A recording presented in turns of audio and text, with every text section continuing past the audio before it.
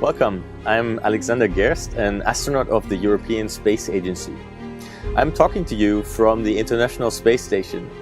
My journey here aboard the Soyuz spacecraft from liftoff in Kazakhstan to the time we docked just took over about 5 hours.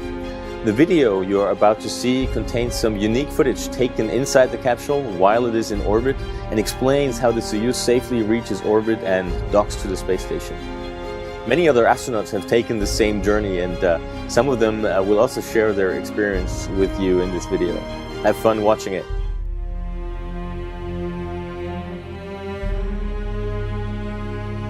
Nine minutes ago, a Soyuz spacecraft blasted into orbit from Baikonur in Kazakhstan.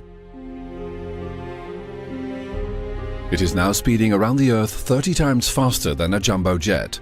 It has a single purpose: to catch up with, rendezvous and dock with the International Space Station, located somewhere 400 kilometers above the ground. The astronauts just went through the last phase of the launch sequence, the separation of the Soyuz spacecraft from the rocket. The finishing of the engine, or the shutdown on the engine, is pretty strong. And immediately afterwards, of course, you float. It's really a very nice feeling that you know, yes, we are in space, we had a successful launch, now we are on the way to the space station. You can look outside the window, you see this magnificent Earth for the first time from above. It's really a great feeling. And then just the absolute beauty of the sun coming up really quickly, illuminating, bursting into flame. Now in their first orbits around Earth, at an insertion altitude of about 220 kilometers, the three astronauts in the Soyuz certainly have a wonderful view. But there is work to be done, as they are still hundreds of kilometers away from the ISS, their final destination. The International Space Station began life in 1998 and has been orbiting Earth about once every 90 minutes ever since. The orbital plane of the ISS is fairly constant, while the Earth is always rotating. Projecting the orbit of the ISS onto a 2D map, we see a series of intersecting curves. The mission control centers in Moscow and Houston constantly monitor the position of the ISS and can predict its expected location in the orbit for any given time in the future. This is important for determining when the Soyuz spacecraft launches. While it is technically possible to launch the Soyuz rocket at any time, it's most efficient to do so shortly after the ISS orbit passes over the Baikonur Cosmodrome in Kazakhstan. This shortens the amount of time to rendezvous and dock with the station from about 2 days to only 6 hours. This short rendezvous trajectory has been implemented since 2013.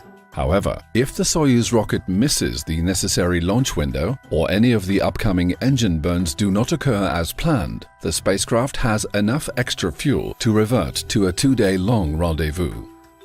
This happened in March of 2014 because of an attitude control problem, and thus the rendezvous was replanned to the formerly used long trajectory.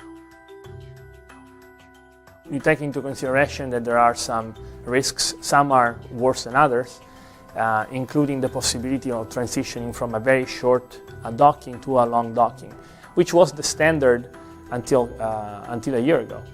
We know the possibility, it's something that we are trained for. We know that the spacecraft has everything that we need for those 2 days, and we know how to react. Rendezvous is defined as the sequence of maneuvers governing the approach of two space vehicles to one another. In most cases, one of them is the chaser, performing the maneuvers, in this case the Soyuz, while the second is a passive target vehicle, in this case the International Space Station. Ideally, both vehicles meet up safely at an exact pre-selected point in space and time. But how does the Soyuz achieve this? Well, the Soyuz has to climb from its initial insertion altitude up to the same altitude of the station, and then join and stay on this orbit. It It sounds like a simple enough task, but it cannot be done in one single maneuver, starting from the insertion altitude. Calculations for the final docking are based on a precise initial Soyuz altitude, and unfortunately, the exact insertion orbit altitude is not known in advance because of some unpredictability in the rocket launch. Therefore, two maneuvers are used, with an intermediate phasing orbit in between. The phasing orbit is the basis for the final docking calculations. It is reached using the first maneuver, called a Hohmann transfer, named after a German scientist from the beginning of the 20th century. During the Hohmann transfer, the Soyuz has to use its engines twice. The first time is to leave its current insertion orbit shortly after launch and transfer up to the phasing orbit. The second time is to get the vehicle traveling at the right speed to stay on that orbit. The phasing orbit is lower than the ISS orbit by about 100 kilometers, and it serves a very specific purpose. It decreases the phasing angle, or the angle between the two spacecraft in their respective orbits. Here we see the Soyuz orbiting in the phasing orbit, depicted in yellow, while the ISS is orbiting in a higher orbit, depicted in green. The third, red orbit, is the insertion orbit the Soyuz has already left. Because the Soyuz is on a lower orbit, it will travel faster than the station. Therefore, the Soyuz uses this phasing orbit to catch up with the ISS. Depending on whether the long or short rendezvous approach is being used, the Soyuz will remain in this phasing orbit for close to 2 days or just a few hours, however long it takes to reach the desired phasing angle. Meanwhile, the crew haven't just been enjoying the views and weightlessness. They've been busy with leak checks and making sure systems are performing nominally. Then, they issue the command for docking probe extension in advanced preparation for the final docking sequence. As soon as the pressure integrity of the vehicle is confirmed, the Mission Control Center gives the go-ahead for the crew to loosen their seatbelts, open their helmets, and take off their gloves. Oh, it's much better. Once they reach the phasing orbit, the crew finally have some well-deserved downtime, especially those completing the 2-day-long rendezvous trajectory. There are what we call 5 DEF orbits. It's 5 orbits in which the crew cannot have contact with the ground because the orbit of the space of the Soyuz is not passing over Russia, and you only have contact with the ground when you're passing over Russia with the Soyuz. So you're completely on yourself. And so it's actually a nice time for the crew because you cannot be disturbed, nobody can give you tasks, you can do whatever you want. Luckily for the astronauts, the Soyuz is designed so that they are not confined to their seats for the entire trip. Though small, the spacecraft allows the astronauts to move freely between the accessible modules.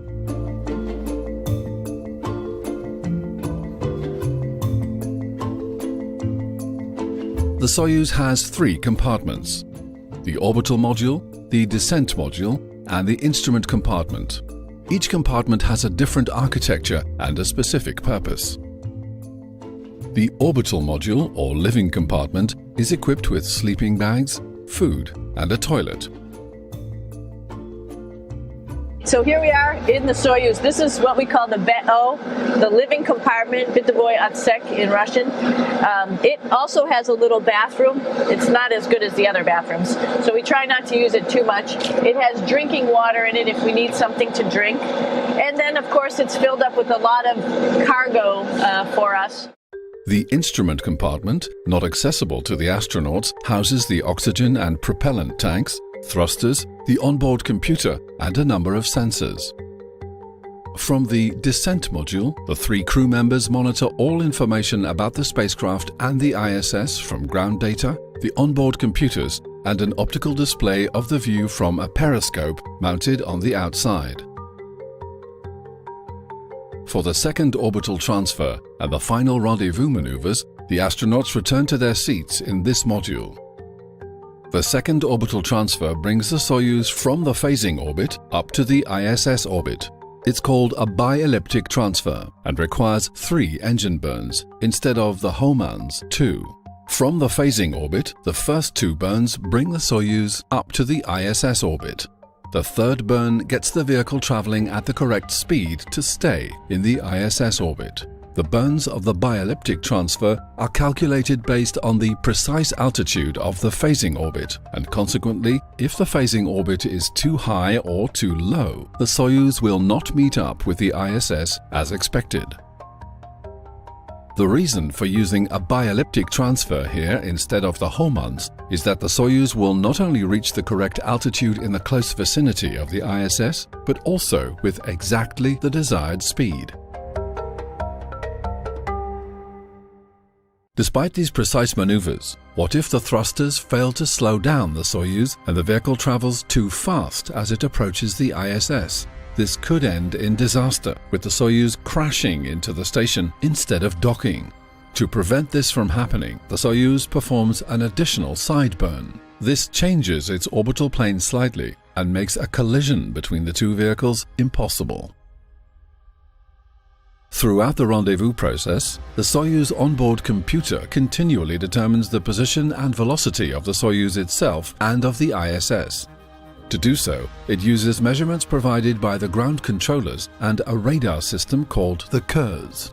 In this way, all of the burns during the rendezvous are calculated and automated by the onboard computer.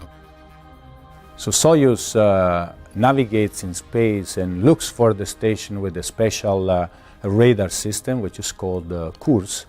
This gets turned on at 400 kilometers from the station. It looks, and usually it sees the station and locks into the station at around more or less 180 kilometers.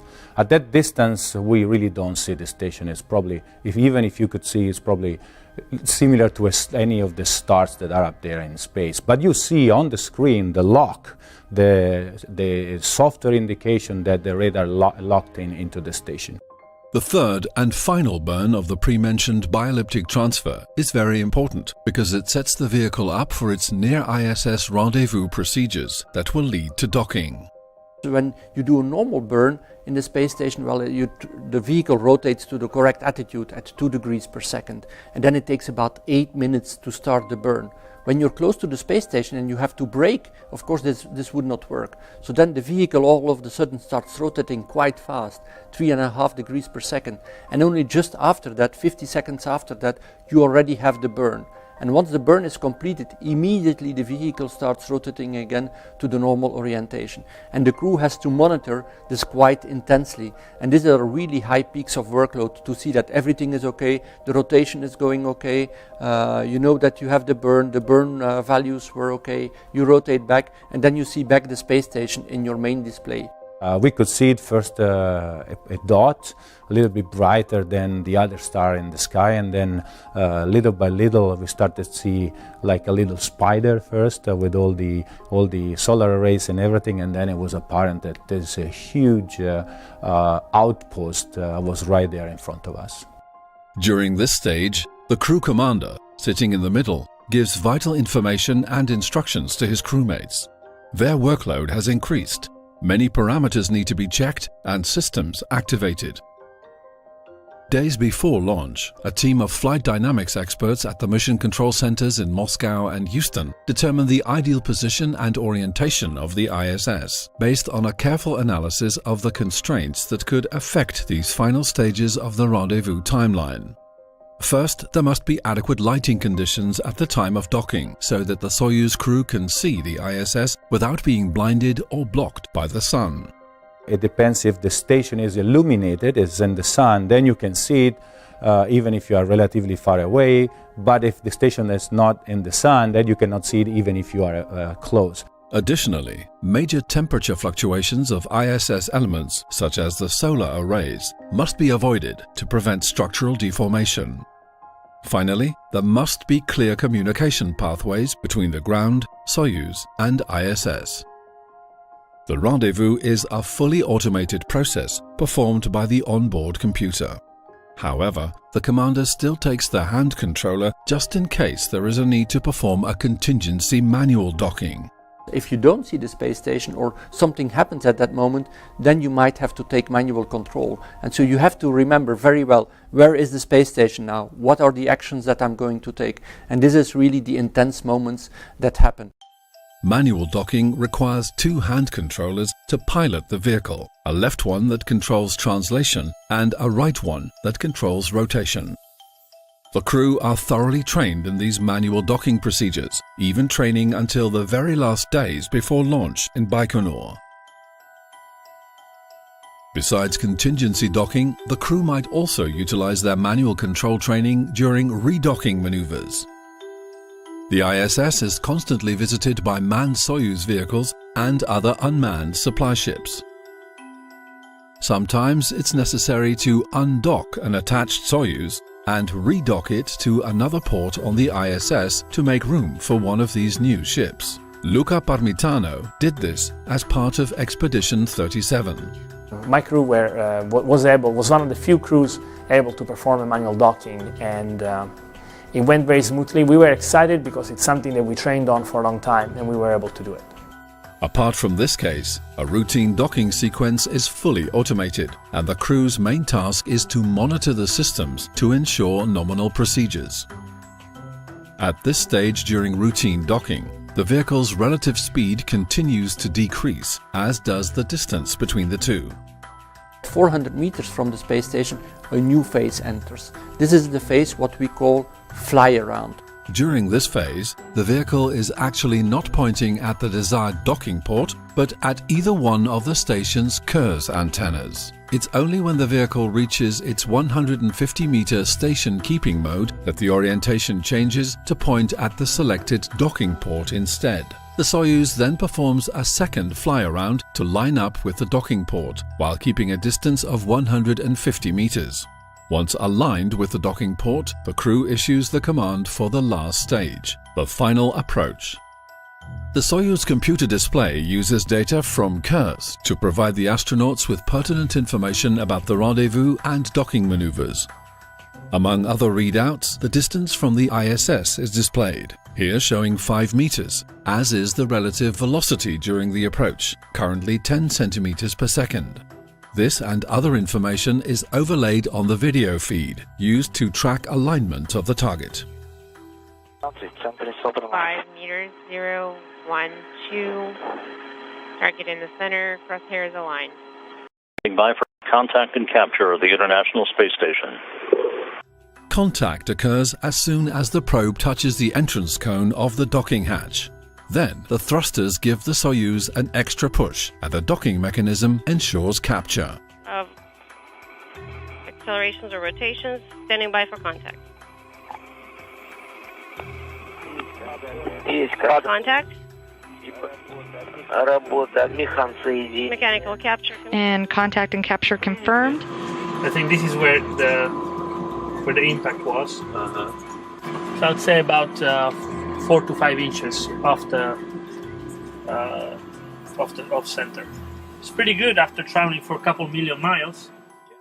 The probe retracts and you get the two vehicles closer to each other, and then when they are very close to each other, less than 2 to 3 millimeters, the hooks start closing. And it's when these hooks are fully closed that can take an enormous pressure, because they can withstand 16 tons of force, each of the hooks, and you have 8 hooks on the Soyuz vehicle. This is still not enough, because there might be something inside your ring, some dirt, some debris that is not allowing for a good seal. So there is a series of vacuum and depressurizations done in a very astute manner that verifies that each one of these compartments is actually sealed tight. Only at that point, and by the way, all of this takes, I would say, an hour, 1 to 2 hours. Only then, when everything is proved to be fully sealed, only then you can open the hatch of the station, the hatch of the Soyuz, and the crew can actually go into the station. And what we usually do is we knock on the hatch that goes on the side of the space station. They knock back we know that there's somebody else on the other side. And the hatches between the Soyuz spacecraft and the International Space Station opening at 11:14 p.m. Central Time. Then it's hugs and smiles for everybody.